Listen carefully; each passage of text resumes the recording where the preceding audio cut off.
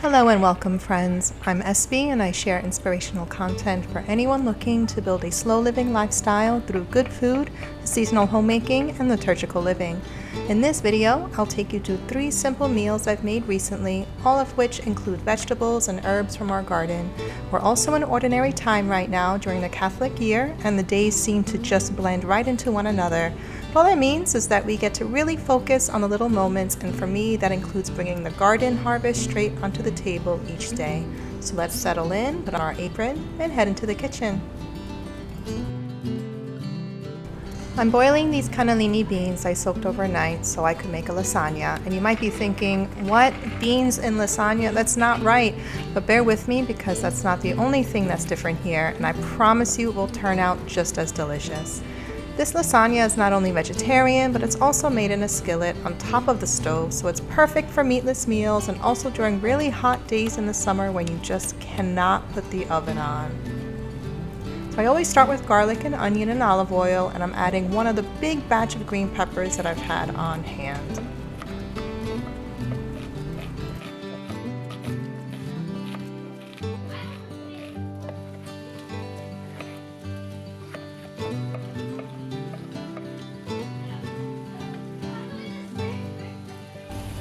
Once those are soft, I prep the tomatoes, and if you've seen any of my other videos, you know Tutto Rosso is my favorite brand of canned tomatoes. I have to break them up a bit for the sauce, which I don't mind because this part is always really fun.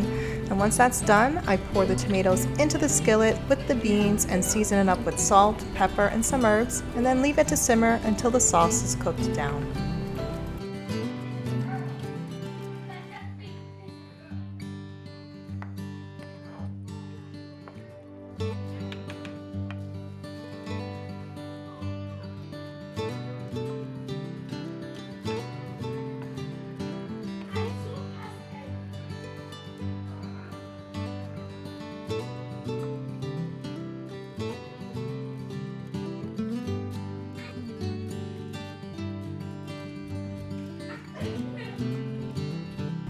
You can use any pasta you like here, but I had extra of these no-bake lasagna sheets, and it turns out they work really well.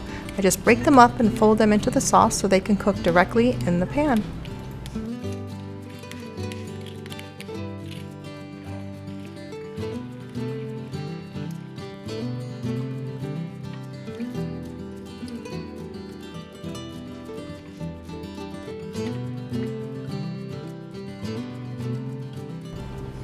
I layered some mozzarella on top, covered it up, and just waited until all the cheese melted and the pasta was cooked through.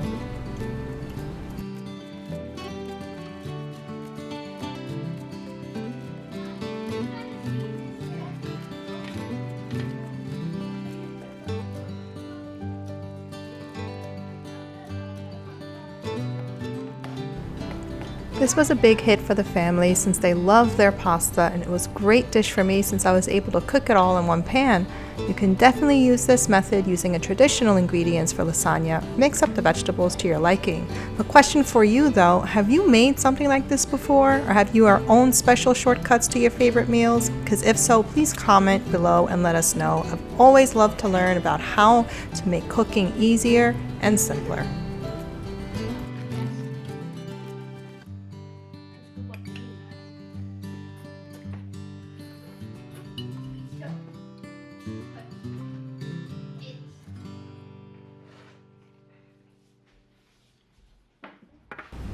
A soup is one of my favorite ways to enjoy fish and seafood. We usually fast on Fridays throughout the year, and cooking fish on those days has been quite a tradition for us. Not to say we don't eat fish any other day, but it's become a weekly routine.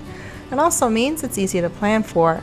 And the great thing about this soup is that it can be made from whatever is needing to be cooked that week. That means everything I was able to pick up from the garden has gone into this pot. As you'll see, I'll be chopping my way through onions, potatoes, carrots, beans, peppers, zucchini. Anything you like can go into this soup. Just be sure to chop them up small so that it cooks evenly.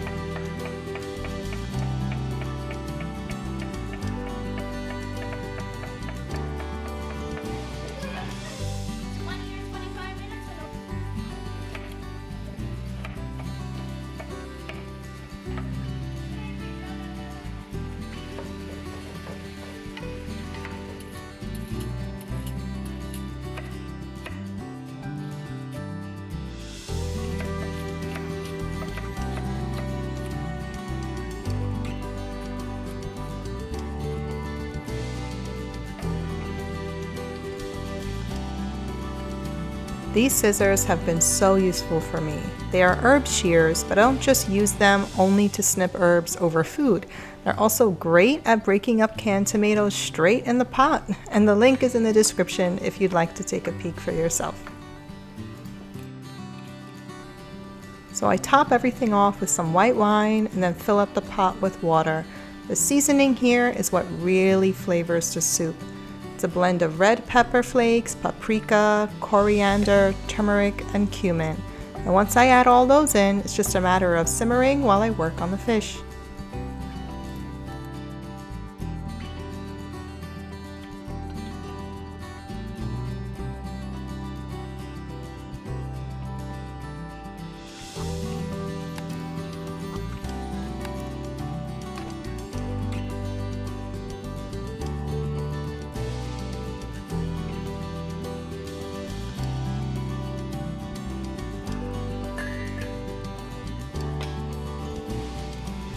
So I had some shrimp and a red snapper in my deep freeze, and I know that's pretty random, but hey, you have to make do with what you have, right? So I'm just cleaning my way through the shrimp, taking the tails and shells and little feet off, and once they're all tidy, it'll be time to deal with the snapper.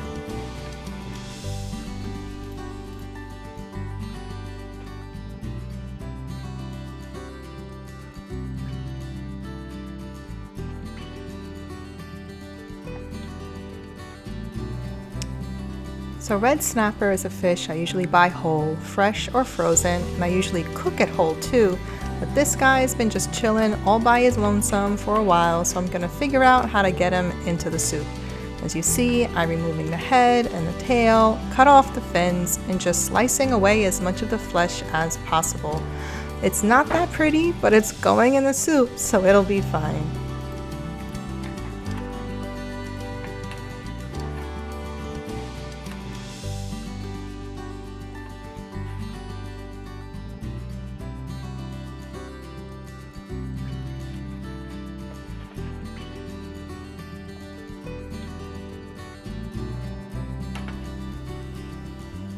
So once they all go in, it's only a few minutes until we serve it up.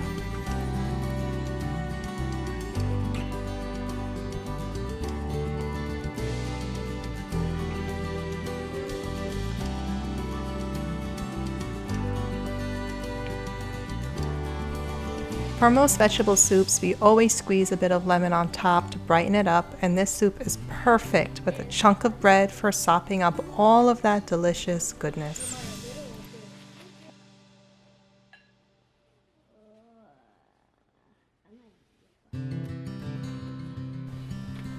This last dish is like the holy grail of summer pasta, a fresh pesto sauce.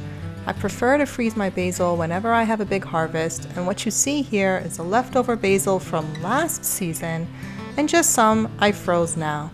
Freezing them works out really well because I can just take out the leaves that I need, add them to a sauce or as a garnish, and they taste just as fresh. This is great in making a big batch of pesto like I'm doing now, even though I'm struggling a little bit.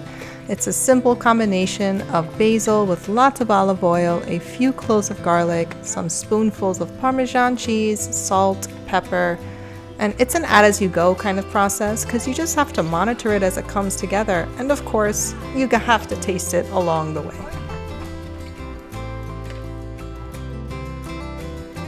For this pasta dish, I'm adding some chicken breast and chickpeas to bulk it up, and I'm cutting this chicken breast up small and seasoning the chicken with some adobo and pepper.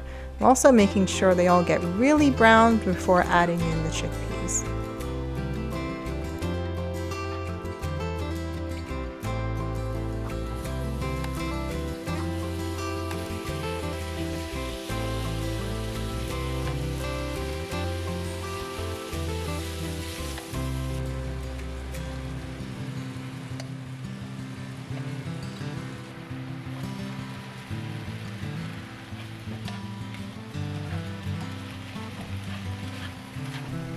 I'm also going to add some paprika to the chickpeas, which you might think, how does that even go with pesto? But it works, trust me, and it also gives some great color to the vegetables and the chicken too.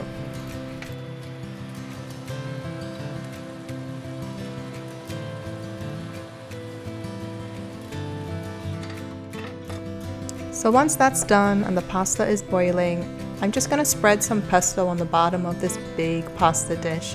This helps to make sure I get a good toss when I mix everything up, but save some of that pasta water too, because you'll see why in a minute. So in goes the pasta. I have rigatoni for this one, and then I'm adding the chicken and the chickpeas. I'm giving a little toss to everything, adding more pesto on top and a good drizzle of the pasta water. It won't make it soupy, just have some patience. One of the biggest lessons I learned is that when you think you toss the pasta enough, you keep tossing it for another few minutes. The pasta water really helps to make the pesto velvety and smooth and stick to everything. It's just so good.